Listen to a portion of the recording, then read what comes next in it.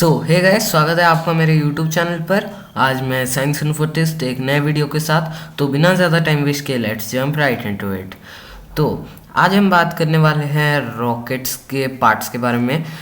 लेकिन आज का एक्सप्लेनेशन उतना डिटेल नहीं होगा, क्योंकि आज हम ओवरऑल रॉकेट के वर्किंग्स के बारे में बात करने वाले हैं। पर रॉकेट का सबसे कॉम्प्लेक्स पार्ट होता है उसका इंजन, तो उसके ऊपर मैं एक डेडिकेटेड वीडियो बना दूंगा। तो रॉकेट के पावर को समझना तो आपको रॉकेट को समझने के लिए उसका पावर समझना होगा। उसके लिए आपको तीन चीज़ समझना होगा, जो कि है first stages, second payload to LEO, तीसरा इंजन्स। तो सबसे पहले स्टेजेस। स्टेजिंग यानी कि खाली fuel tanks which are no longer needed, उनको मतलब सिंपली गिरा देना। फिर उसके बाद पेलोड टू लियो। लियो का फुल फॉर्म है लो अर्थ ऑर्बिट। मैं ऑर्बिट्स पे भी डेडिकेटेड वीडियो बना दूंगा, लेकिन अगर आपको एक रॉकेट का पावर समझना है तो बस लो अर्थ ऑर्बिट पे वो कितना सामान भेज पाएगा वो देख लेना। और अभी अगर हम लियो का बात कर रहे हैं तो उसका छोटा सा एक्सप्लेनेशन दे देता हूँ। देखो, लियो यानी कि एक ऐसा ऑर्बिट जिसका ऑल्टीट्यूड 160 किलोमीटर से लेके 2000 किलोमीटर तक हो, नथिंग फैंसी। उसके बाद आते हैं हम इंजन्स। तो इंजन में सिर्फ देखना कि कौन सा टाइप का फ्यूल है, यानी लिक्विड, सॉलिड या हाइब्रिड। अगर वो सॉलिड या हाइब्रिड है तो उसका फ्यूल देखना का कोई ज़रूरत नहीं है। और अगर लिक्विड फ्यूल है तो कौन सा है, जैसे हाइड्रोजन प्लस लिक्विड ऑक्सीजन या फिर और कुछ, और कितना थ्रस्ट प्रोड्यूस करता है। और अगर ज़्यादा एडवांस जाना है तो उसका कंबशन साइकिल भी समझ लेना। लेकिन मैं सजेस्ट करता हूँ कि आप अभी उसमें मत घुसिए। नेक्स्ट वीडियो जिसमें मैं रॉकेट इंजन के बारे में बात करूँगा उसमें सब डिटेल ही समझा दूँगा। तो रॉकेट को समझने के लिए यही सब पॉइंट्स ध्यान में रखना। तो अब मैं दूंगा रॉकेट्स की वर्किंग्स का एक्सप्लेनेशन।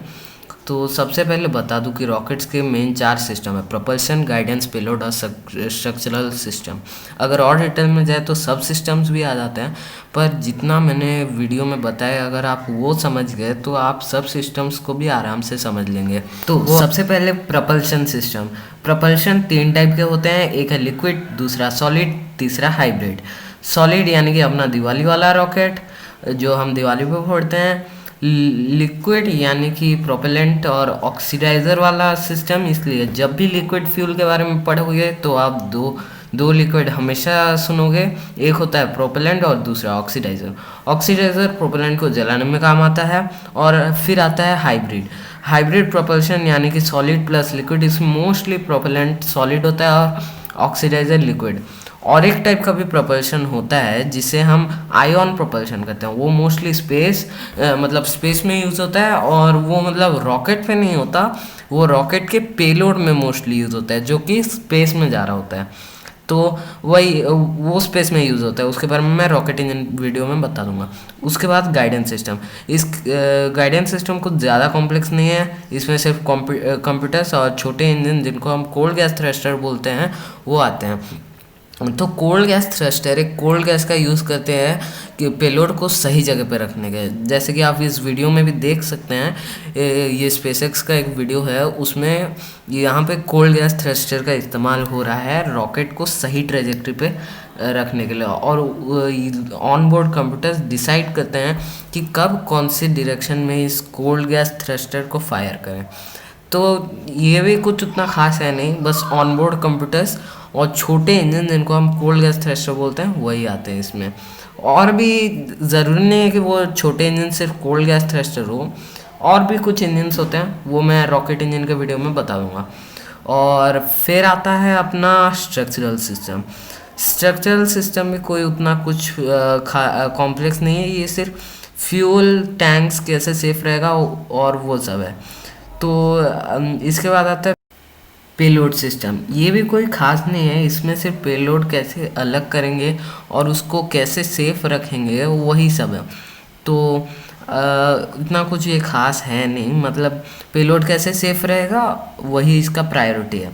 तो अभी मैं बताऊंगा पार्ट्स, ईच सिस्टम के पार्ट्स के बारे में, एक एक पार्ट्स का नाम और वही सब। तो अभी मुझको पता है आप सबको बोरियत हो रहा होगा, तो मैं आपसे एक क्वेश्चन पूछना चाहूँगा। क्वेश्चन ये है कि दुनिया का सबसे पहला लिक्विड फ्यूल रॉकेट कौन सा था और किसने उसको इन्वेंट किया था। Right your answers in the comment box down below. तो अभी बैक टू टॉपिक। सबसे पहले मैं आप बताऊंगा प्रपल्शन सिस्टम में कौन सा पार्ट्स आता है। प्रपल्शन सिस्टम में मेन सिर्फ रॉकेट इंजन ही है, और उसके बाद आता है गाइडेंस सिस्टम। इसमें ऑन बोर्ड कंप्यूटर्स और छोटे इंजन जिन्हें हम कोल्ड गैस थ्रस्टर कहते हैं वो आता है। जैसे कि मैंने बताया था वो पेलोड को सही जगह पे रखने में हेल्प करते हैं। और उसके बाद आता है अपना स्ट्रक्चरल सिस्टम। इसमें आते हैं फ्यूल टैंक्स, और फिर फ्यूल टैंक्स के बाद आते हैं हमारे इंटरस्टेज, साइड इंटरस्टेज, और फिर विंग्स, और उसके बाद पैराशूट्स, और उसके बाद लैंडिंग लेग्स के बाद आते हैं हमारे हीट शील्ड पेलोड को एटमॉस्फेरिक ड्रैग से बचाता है। तो फिर मतलब टेम्परेचर से बचाता है, हाई टेम्परेचर से बचाता है। उसके बाद आता है अपना पेलोड सिस्टम। पेलोड सिस्टम जैसा कि आप जानते हैं, जब रॉकेट मतलब जब पेलोड स्पेस में रहता है तो ये फेरिंग्स को खोल देते हैं और ये कवर टाइप का निकल जाता है। और भी पार्ट्स होते हैं पर वो थोड़ी टेक्निकल है, उतना अंदर जाने की कोई ज़रूरत है नहीं। अगर आपको जानना है तो आप जा भी सकते हैं विकिपीडिया में। और तो यही था मेरा video rocket workings and parts पे। उम्मीद है आपको पसंद आया होगा। अगर हाँ तो इस वीडियो को लाइक और शेयर कर दीजिए। अगर आपको ऐसा और वीडियो चाहिए तो सब्सक्राइब करके बेल आइकन को प्रेस कर दीजिए, जिससे कि आप मेरी एक भी वीडियो मिस ना करें। अगर आपको कोई क्वेरी, सजेशन या रिक्वेस्ट हो तो कमेंट बॉक्स तो है ही। तो ये तो ठीक है। Stay tuned and I will see you next time.